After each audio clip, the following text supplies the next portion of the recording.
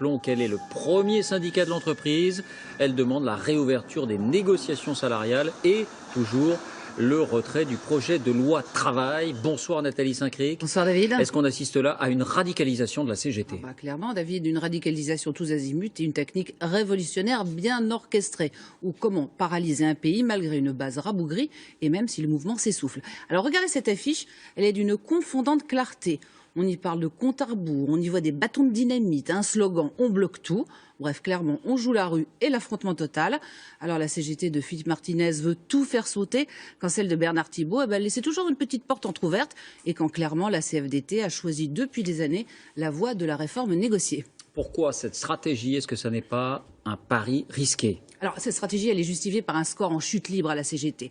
Mais c'est un pari risqué d'abord, parce que rien ne permet de dire que cette radicalisation va dans le sens de l'histoire, ou au contraire. Ensuite, jouer l'explosion sociale, c'est prendre finalement la responsabilité qu'il y a un accident, un blessé ou un mort. Et puis, c'est aussi risqué de se mettre à dos durablement l'opinion publique. Enfin, exiger purement et simplement le retrait de la loi travail, c'est jouer un va-tout qui n'a pratiquement aucune chance d'aboutir. Merci Nathalie.